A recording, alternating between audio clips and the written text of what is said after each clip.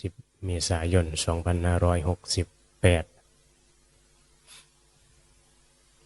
นี่ก็ช่วงเดือนเมษาสงกรานต์ว่าตามโลกก็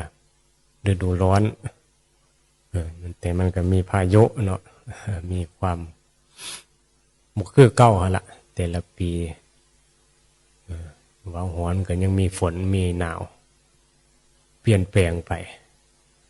เปลี่ยนแปลงได้ล่ะโลกนี่เปลี่ยนแปลงตลอดบ่คือเก่าก็เป็นธรรมดาหั่นล่ะมันก็มีเน้นว่าแปลกประหลาดมันมีเน้นว่าเป็นเพราะหยังเป็นเพราะเหตุปัจจัยก็เป็นธรรมดาที่บางทีมันก็เป็นย้อนมนุษย์เป็นย้อนคนเนาะสร้างเหตุแบบนี้ขึ้นมาตัดต้นไม้แน่ทำลายโลกเห็นอย่างนั้นแหละผลิตเทคโนโลยีอุตสาหกรรมสารพิษต่างๆนั่นแหละเป็นเหตุปัจจัยให้โลกร้อนขึ้นมาเนี่ยโอ้อากาศก็บอกคือเก่ามันคือเอาร้อนอยู่ว่าร้อนแบบเจ็บพ้นหัวนะ มันบอกคือตะกี้ร้อนก็ยังพอคลายความร้อนใดโดยอาศัยต้นไม้มื้อนี้ต้นไม้ก็น้อยลงได้ปลูกเองนะมาสร้างวัดก็ได้ปลูกต้นไม้เองบ่คือตะกี้แหละเนาะต้นไม้หลายมีแต่สิตัดเห็นบ่มันหลายโพดมีแต่ต้นไม้ใหญ่ๆผู้มื้อนี้หาต้นไม้ใหญ่ก็บ่มีละต้องได้ปลูกเนี่ยเหตุปัจจัยชีวิตดำรงอยู่ให้มันได้รับผลประโยชน์นั่นแหละมันจึงเป็นสิ่งที่ว่าได้เข้าใจโลกเข้าใจธรรมะเข้าใจธรรมชาติที่เราสิอยู่แบบใดบ่ทำลายธรรมชาติบ่ทำลายโลกก็คือบ่ทำลายเจ้าของนั่นแหละทำลายโลกก็ทำลายเจ้าของต่อไปมันก็บ่มีต้นไม้อยู่บ่ทุกสิ่งทุกอย่างนะเฮาศึกษาแล้วก็ล้วนมีประโยชน์ให้เจ้าของทั้งหมดนี่ก็มีโทษให้เจ้าของคือกันเนี่ยอยู่ที่ว่าเฮาสิเอามาใช้ให้เกิดประโยชน์หยังกับสิ่งที่มีโลกนี้เฮาเกิดมาแล้วอาศัยโลกนี้อยู่เพื่อประโยชน์หยังแน่อยู่ก็อยู่บ่ได้ดลเด้แม่นบ่ชีวิตคนบ่เกิน100 ปีก็ต้องพัดภาคต้องตายจากกันนี่แหละมันจังว่าบางเทื่อคนก็บ่ได้เรียนรู้ธรรมะเพราะว่าชีวิตมันหมกมุ่นอยู่แต่โลกสังคมโลกของกิเลสโลกของการดิ้นรนขวนขวายหาอยู่หากินหาความสุขกับกามารมณ์ต่างๆนั่นแหละก็เลยบ่ได้รู้ว่าชีวิตต้องอยู่เพื่อหยังบ่ได้อยู่เพื่อการศึกษาธรรมะธรรมชาติที่ต้องพัดภาคมีแต่สิอยู่เพื่อกูสิมีความสุขกับหยังนะนี่แหละโลกส่วนมากเป็นแนวนั้นคือเคยดีคือเดียวคือเฮาอ่ะละเฮาบ่ได้มาเรียนรู้ธรรมะบ่ได้มาบวชมันก็บ่ต่างกันก็เลยเข้าใจโลกเขาเข้าใจว่าโอ้มันยากอยู่ดอกในการที่สิเข้ามาศึกษาธรรมะเข้ามาบวชเข้ามาเป็นแม่ชีแม่พราหมณ์แม้แต่เข้ามาก็ยังฟังเทศน์ฟังธรรมก็ปิ๊บมื่นตาปิ๊บนะโอ้โหเหลืองนั่นล่ะโอ้ก็จักโอ้ยจักเว้าหยังว่าพระจักเทศน์หยังเนี่ยมันก็เป็นสิ่งที่ยากเห็นบ่ทั้งที่ว่าโอกาสเกิดมาพบพระพุทธศาสนาเนี่ยโอ้เป็นโอกาสที่ดีเยี่ยมเลยได้แต่ว่าเฮานั่นแหละมันก็อาศัยนิสัยเนาะอาศัยบุญเก่าคือกันได้อาศัยบุญเก่าได้มาบวชอาศัยปัญญาเจ้าของที่ได้เรียนรู้คำสอนพระพุทธเจ้าเรียนรู้ซื่อธรรมะคำสอนมันก็มีเหตุปัจจัยคือกันหลายๆอย่างเหตุปัจจัยโลกร้อนเหตุปัจจัยที่เฮาเป็นหยังคือบ่เข้าใจธรรมะเป็นหยังเขาคือเข้าใจธรรมะอันนี้ก็เหตุปัจจัยเป็นหยังเขาคือศรัทธาแท้เขาคือทำบุญแท้เฮาคือไปได้เห็นจะทำบุญคือเขานะ คือมุมมองคนละอย่างเป็นหยังเขาคือจะบวชเขาคือจะภาวนานะจะไปวัดว่ามาส่วนเฮาไปวัดเสร็จแล้วเฮาบ่ไปดอกไปเห็นหยังบ่มีคนหูจักอยู่วัดนอกจากว่าลูกชายมาบวชโผมาบวชมาโยโผซิกลูกชายซิกก็ซิกนำบ่เข้าวัดเลยแล้วเลยนะนี่ มันก็เป็นสิ่งที่นี่แหละคือบ่สนเลยนะว่าสิเข้าวัดไปเฮ็ดหยังนะนี่แหละมันก็เลยต่างกันเพราะว่าความเห็นนั่นแหละที่ว่าความเห็นมันต่างคือปัญญาต่าง ความเข้าใจในการเข้ามาวัดก็เลยต่างแล้วก็การเข้ามาวัดกันนั่นแหละเพื่อเฮาบ่รู้อะไรว่าก็จุดประสงค์ก็ต่างกันเข้ามาเพื่ออ้อนวอนแน่อ้อนวอนพระพุทธรูปสิ่งศักดิ์สิทธิ์ครูบาอาจารย์สิสอยอหย่างข้าน้อยได้แน่น้ออยู่เข้ามาวัดจุดธูปจุดเทียนอ้อนวอนสวดมนต์กันแล้วละด่วนบันดาลเรื่องข้าน้อยในเด้อถวายกับเขาแหละเนี่ยคือเอามาแล่เปลี่ยนนะว่าเฮ็ดดีแล้วต้องเอาดีขึ้นมาเรื่องข้าน้อยมันคือเป็นเป้าหมายที่เฮายังบอกมีความเข้าใจที่ถูกต้องในคำสอนพุทธเจ้าก็เลยอันนี้บ่ค่อยได้รับประโยชน์แต่ก็ได้โย่ดีกว่าคนบ่เข้าเนาะดีกว่าคนบ่เข้าวัดถือว่าได้อยู่ได้บุญนั่นแหละแต่คนบ่เข้าวัดนี่บ่ได้หยังคือว่าบุญก็ไม่ได้แต่ความหลงในโลกฉะนั้นการที่เฮาเห็นธรรมะหรือเข้าใจธรรมะมันก็มองโลกเข้าใจเขามองคนที่บ่สนใจเข้าวัดเนี่ยมันกันนั่นแหละต่างกันเขาก็เลยขาดการศึกษานี่แหละขาดการศึกษาคำสอนพระพุทธเจ้าที่ถูกต้องขนาดเขาเข้ามาเรียนรู้ศึกษาเขากันบางเทื่อก็ยังเพี้ยนไปเห็นบ่ยังยึดว่าแบบนั้นถือแบบนี้ผิดยังมีสายนั้นสายนี้ปฏิบัติแบบนั้นถือปฏิบัติแบบนี้ผิดอยู่เห็นบ่ยังยึดถือกันมันอยู่ถ้าเข้าใจคำสอนพระพุทธเจ้าอิหลีแล้วมันบ่เนี่ยคิดว่าสายนั้นถือสายนี้ถือดอกกระถือมันแหละถ้าว่าการกระทำนั้นปฏิบัติแบบนั้นเป็นเป้าหมายเพื่อไปสู่นิพพานหรือละกิเลสขันธ์ห้าถือมัดเห็นบ่ไม่ได้ปฏิเสธไม่ได้แบ่งสายดอกไม่ได้มีมหานิกายไม่ได้มีธรรมยุทธ์บ่ได้มีโยมบ่ได้มีพระดอกถ้าเข้าใจธรรมะแล้วปฏิบัติได้เมิดบ่ว่าชาติใดชนใดบ่มีดอกคนอีสานบ่มีคนใต้คนเหนือดอกมีแต่คนโง่คนโง่ก็หมายถึงคนที่ยึดมันถือมันอุปทานขันนั่นแหละคือคนโง่คนทุกข์นั่นน่ะ คนภาคใดก็คนด้วยกันนั่นแหละเกิดมาก็มีอุปทานกันก็ทุกข์ด้วยกันภาคนั้นดีภาคนี้บ่ดีเอาว่าโจมตีกันในคนอีสานนี่บ้านเนาะคนทั้งพ้นดีกว่ามันมีเหมียนดอกศึกษาธรรมะพระพุทธเจ้าแล้วคนคือกันละมีความโง่ก็ทุกข์อีกคนอีสานโกรธขึ้นมาก็โง่คือกันนั่นแหละคนทั้งอื่นโกรธขึ้นมาก็โง่เห็นบ่นั่นแหละเนี่ยไปโกรธเขาว่าคนอีสานบ้านเนาะเขาก็มีสติเนาะเบิ่งตัวเนาะที่เขาว่าเขาว่าเนี่ยเขามีอาการที่บนเป็นสุขหรือเป็นทุกข์ที่เขาว่าผู้อื่นนะเขาว่าเขาโง่เนี่ยนะแต่ว่าอาการที่เขาว่าผู้อื่นโง่นั่นละพวกนั้นละโง่พวกนั้นละทุกข์คือเขาไปว่าเขานี่แล้วเขาสูญเสียเขานี่แล้วที่จริงเขาโง่ได้ขนาดเป็นบอกเขาไปว่าเขาโง่หนะที่จริงเจ้าของนั่นแหละโง่ไปหายเขานะหายลูกหายหลานเนี่ยนี่ละโง่คือปึ๊ก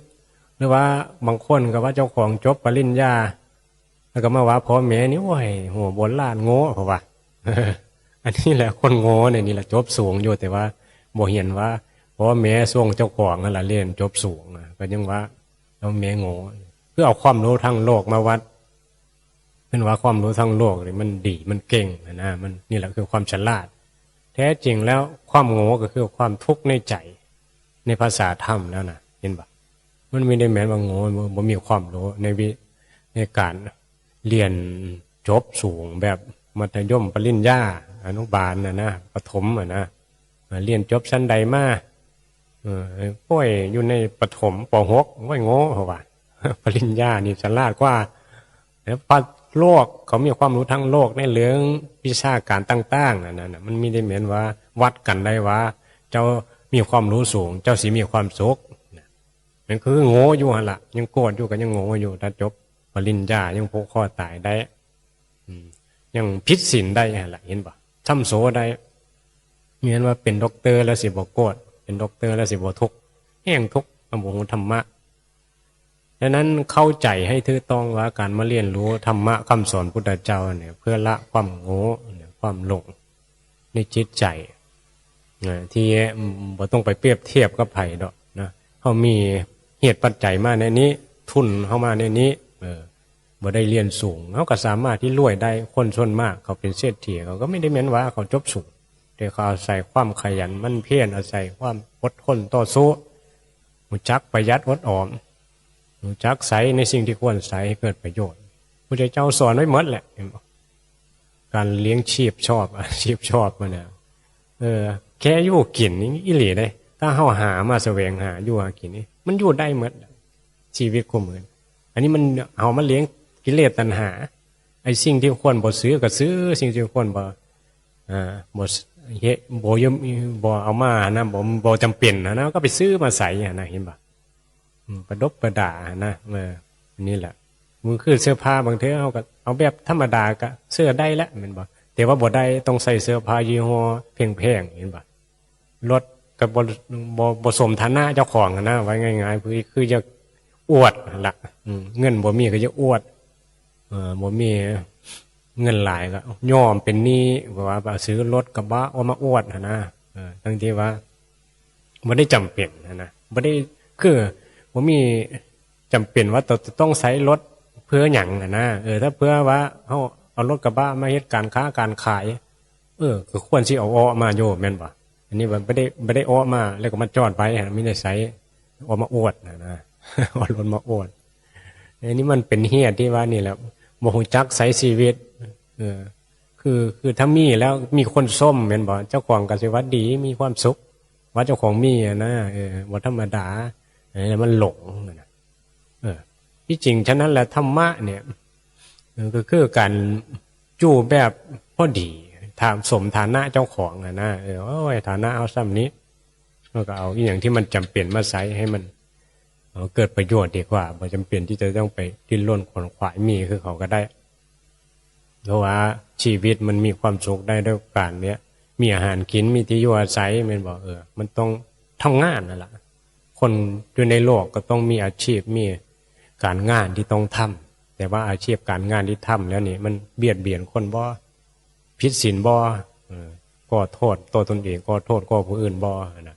เนี่ยเป็นอื่นว่าประกอบอาชีพก็ต้องประกอบด้วยอาชีพที่เป็นถือต้องด้วยธรรมสัมมาอาชีโวสัมมากัมมันโตสัมมาวาจาคำเว้าคำจาต่างๆก็คือหมายถึงว่าอยู่ในกรอบของศีลนั่นแหละเพราะการกระทำอย่างกันอยู่ในศีลอยู่ในการประพฤติที่ดีที่งามเป็นคนดีเห็นปะนี่สังคมมีศีลธรรมเพราะว่าบางเทอมันก็สังคมคู่มือนี้การเห็นแก่ตัวการอีหยังเนาะมันก็ต่างเนี่ยถ้าเรามีการพิจารณาเนี่ยเขาก็สิเลือกอยู่ในสังคมที่ซอยหนุนให้เขานี่มีความเห็นที่ถูกต้องโดยเฉพาะสังคมวัดบางเทอการที่เขาได้เข้ามาวัดหรือบางเทอเขาได้มาทำบุญก็เฮ็ดให้จิตใจสงบได้เลยบางคนก็อาศัยว่าการงานทั้งโลกเนาะอาทิตย์นึงเนี่ยมีวันพระมื้อนึงเขาเข้ามาวัดเนี่ยคือมาชาร์จแบตหรือว่ามาเฮ็ดให้ใจมันสงบคือเป็นสมาธิในบางคนอาศัยสมาธิมันสงบแล้วมันมีกำลังบอกมีกำลังของจิตนะแล้วก็มีกำลังว่าเข้าใจแล้วก็มีกำลังของปัญญาเข้าใจว่าเวลาที่กระทบผู้นั้นผู้นี้เนี่ยเอาใส่ปัญญาคำสอนพุทธเจ้านี่พิจารณาไปเนี่ยมันก็บ่ทุกข์เข้าใจเขานะว่ามันต้องกระทบกันกับผู้ที่ร่วมงานหรือว่าผู้ที่มีจิตใจเนี่ยบ่พอใจเฮาแน่หรือว่าพอใจเฮาแน่นะเนี่ยคือสิ่งต่างๆที่สัตว์โลกมันอยู่รวมกันมันมีด้วยกิเลสตัณหาเฮาก็ต้องอยู่กับกลุ่มของผู้มีกิเลสแล้วเฮาสิอยู่แบบใดแบบได้ศึกษาใช่มั้ยนี่เนี่ยมันมีคอยไปนะมีคอยไปเสพมีคอยคือเข้าใจว่ากิเลสไม่เป็นแนวนี้เฮาสิเฮ็ดแนวใดให้กิเลสมันสิลดลงเพื่อความบ่ทุกข์เห็นบ่คือเห็นว่าถ้ามีกิเลสมันก็มีทุกข์นั่นก็กิเลสเขาก็เรื่องของเขาอ่ะนะวันนี้เฮาสิมาศึกษากิเลสเจ้าของเนี่ยคือเข้าใจว่าธรรมดาถ้าเขาด่าถ้าเขาชมเป็นความที่เขามีกิเลสคือว่าเป็นธรรมดาเนี่ยก็ไม่ได้ว่าเฮ็ดให้ได้ใจเฮาแล้วมันจังบ่ไปเสพเขานะคือบ่ไปหายเขาเนี่ยเวลาเขามาด่าบ่ไปฮักเขาเนี่ยเวลาเขามาส้มคนนี้ดีคนนี้บ่ดีบ่เปรียบเทียบคือสิมองแบบใดคือท้อเดียวเมดนะคนที่เข้ามานี่เสมอกันว่ามีความทุกข์คือกันเมดถ้าเขามีอุปทานขันธ์นะคือมองแนวใดเหมือนจังสิได้การศึกษาจากสิ่งที่เฮากระทบหรืออยู่เกี่ยวข้องกันเนี่ยแต่ที่นี้มันก็คือว่าล่ะถ้าเฮาได้ศึกษาแล้วก็เกี่ยวข้องกันบางเทื่อเฮาก็ บ่สามารถที่จะเบาะสิสอนเขาได้แม่นบ่เขาก็ต้องเรียนรู้กับเขาอันละแล้วก็ศึกษาใจเจ้าของโดยเฉพาะเฮาได้มาอยู่วัดนี่มันก็ช่วยให้เฮาได้มีการพิจารณาเพราะว่ามีสื่อกระตุ้นมีสื่อเตือนจิตเตือนใจเฮาถ้าว่าอยู่ในโลกแล้วแหละโอ้ยยะอยู่ที่ว่าสิมีสติแม่นบ่อันนั้นก็ยัวอันนี้ก็ยัวนะวัตถุต่างๆก็ยัวเฮาจะได้ยังมีโดยเฉพาะใจเจ้าของก็มีกิเลสมันก็จะได้ยังมีคือเขาสื่อว่าได้อันนั้นดีได้อันนี้ดี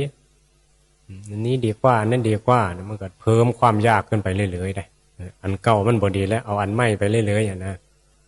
มันก็สิวนอยู่กับความหลงเนี่ยฉะนั้นอันใดที่ว่ามันได้มาแล้วสร้างประโยชน์ให้มีประโยชน์มันสิเลือกใช้ในสิ่งที่อันนั้นล่ะเห็นบอกก็คือครูบาอาจารย์ว่านี่ละวัดนี่ละสร้างขึ้นมาให้มันได้ประโยชน์อันใดบ่จำเป็นก็บ่ต้องเอามาก็ได้คือพุทธรูป คือวัดหลวงพ่อนี่มาพุทธรูปบางเทอมันก็มันก็จำเป็นอยู่แต่ว่าก็บ่จำเป็นต้องใหญ่หรือว่าจำเป็นต้องเฮ็ดให้มันอลังการหลายๆก็ได้ดอกเอาเป็นมาเป็นชื่อแล้วก็มาอธิบายให้เข้าใจว่านี่มีไว้เพื่อหยังนะเนี่ยมีไว้แล้วเกิดประโยชน์หยังพุทธรูปหรือรูปภาพเนี่ยเฮาเห็นเนี่ยเกิดประโยชน์อย่างแน่นะนี่คือต้องเอามาอธิบายแม่นบ่ให้มันได้ประโยชน์นี่มันบ่สร้างวัดขึ้นมานี่ให้มันได้ประโยชน์ว่าเฮ็ดวัดขึ้นมานี่เพื่อหยังมีพุทธรูปเพื่อหยังสวดมนต์เพื่อหยัง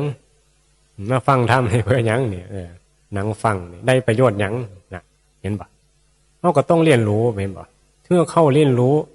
เฮาก็ได้ประโยชน์ทุกสิ่งทุกอย่างแหละถ้าเข้าใจ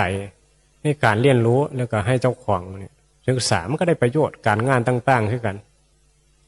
เฮาไปเฮ็ดงานเฮาเรียนรู้เฮาศึกษาแล้วก็เฮาก็พัฒนาบ่อาชีพเจ้าของนะคือฝึกฝนบ่อยๆมันก็เก่งขึ้นฉลาดขึ้นแม่นบ่รู้จักแก้ไขในงานที่เจ้าของผิดพลาดมามันก็ธรรมดาผิดพลาดเนี่ยการมาอยู่วัดการฝึกฝนปฏิบัติธรรมคือกันผิดพลาดได้ล้มเหลวได้ มีแม้นว่าล้มเหลวบ่ได้ทุกได้มีแม้นว่าทุกบ่ได้เจ็บบ่ท้อก็ลุกขึ้นมาใหม่สู้ใหม่เศรษฐีเขาล้มเป็นจักเธอเห็นบ่คนเศรษฐีระดับโลกเห็นบ่เป็นร้อยเธอพันเธอพุ่นน่ะเขาผิดหวังซอกซ้ำสมัครงานก็บ่มีไผรับเอาไปอ่านเบิ่งเศรษฐีอันดับต้นๆของโลกนะเขารวยมาได้เขาไม่ได้ท้อได้สู้ไปจักลองมาจักอาชีพเฮ็ดไปนะแต่ว่าเขาก็อันนั้นแหละคือการเรียนรู้ชีวิตแต่ที่นี้เขาเรียนรู้แบบบ่มีธรรมะเขาก็นั่นแหละเขาก็ยึดถือนะแต่วันนี้เขาเรียนรู้ธรรมะนี่เขาสิมีทุกข์ได้แม่นบ่มีทุกข์กับความล้มเหลวมีทุกข์กับความผิดหวังก็ถือว่ามันเป็นธรรมดาเป็นเหตุปัจจัยวันนี้ชีวิตประสบความสำเร็จขึ้นมาก็สิบ่หลงเพราะใจมีธรรมะนะแต่ว่าใจมีธรรมะนี่มันสิหลงในบัดนี้หลงรวยขึ้นมาก็หลงบ่ได้ฮู้จักสงเคราะห์ในทางที่นี่เป็นคุณงามความดีเห็นบ่นี่แหละบางทีคนที่เป็นเศรษฐีเจริญขึ้นมาด้วยความยากลำบากเขาก็สิฮู้จักช่วยเหลือคนฮู้จักสงเคราะห์ทำบุญทำทานนะส่วนคนที่เป็นเศรษฐีมาแล้วเนี่ยเขาบ่ฮู้จักความลำบากเขาก็บ่เห็นว่าคนที่สงเคราะห์เนี่ยเห็นบ่คือประสบการณ์นี่มันต่างกันแล้วก็มุมมองก็ต่างกันสื่อต่างๆที่มากระตุ้นให้เฮาได้พิจารณาก็ต่างโอกาสที่เฮาได้เข้ามาวัดได้มาฟังธรรมนี่ก็นี่แหละก็สิกระตุ้นเฮาได้พิจารณาในการที่จะใช้ประโยชน์อีหยังกับโลกใช้ประโยชน์อีหยังกับการมีชีวิตอยู่ร่างกายที่มันแก่ชราไปนี่เฮาใช้ประโยชน์อีหยังให้มันได้เรียนรู้ว่าถึงความบ่เที่ยงถึงความที่ต้องพัดภาคอยู่บ่อยู่แบบใดอยู่น้ำเดียวแล้วเฮ็ดความดีต้นเดียวสงเคราะห์เดียวเห็นบ่ให้เป็นทุกข์บ่ให้มีกรรมมีเวรต้องกันนะอันนี้แหละคือสิ่งที่ต้องบ่ควรสิอาฆาตพยาบาทเดียวเพื่ออาฆาตพยาบาทนั่นก็ห้ามไม่ได้แหละเรื่องของเขาแม่นบ่ธรรมะพระพุทธเจ้าเนี่ยบ่ให้อาฆาตพยาบาทผู้ใดให้มองว่าธรรมดาเขากิเลสเขาเห็นบ่นั้นรักษาใจเจ้าของให้มันเป็นได้มาเจอหยาแล้วก็ได้ อย่าธรรมะโอสถพุทธเจ้าเนี่ยมันก็บ่ทุกข์เลยนี่แหละรักษาเอาความโง่ความฉลาดความเข้าใจโลกมันก็เกิดขึ้นในจิตเจ้าของคือความเห็นนั่นแหละฟังธรรมดูมันก็ฉลาดขึ้นมันก็ว่างจิตว่างใจเป็นเลยเพื่อด่าเพื่อส้มก็ธรรมดาเขาแหละโลกมันก็เป็นอยู่ในนี้แหละบ่ได้แปลกประหลาดหรอกว่าสิไปกังวลกับผู้นั้นผู้นี้เห็นอย่างเราไปแค่เขาเห็นอย่างเขาสิมองเนี่ยไหนก็เรื่องของเขาตัวเฮ็ดดีเจ้าของก็ตายไปก็ขึ้นสวรรค์ตัวจะไปแค่อย่างสิเขามาว่าเฮาบ่ดีเจ้าของเฮ็ดบ่ดีบ่อันเจ้าของเฮ็ดบ่ดีแม่นอยู่เนาะก็เฮ็ดดีแหละทำตัวให้มันดีแหละทำประโยชน์ไปแหละสร้างไปแหละคุณงามความดีก็สร้างไปแหละบารมีความดีแห่งได้โยบานก็สร้างไปแหละแม่ความดีแล้วก็ว่างใจเจ้าของแหละเพื่อมีเฮ็ดก็ว่างใจแหละพญาอย่างเป็นบอกภาวนานี่สบายเลยเงาอยู่คนเดียวก็ดูได้เอาก็เฮ็ดเงาไปกอกแก๊กภาวนาไปมีแค่เพื่อสีสวยมีสวยนี่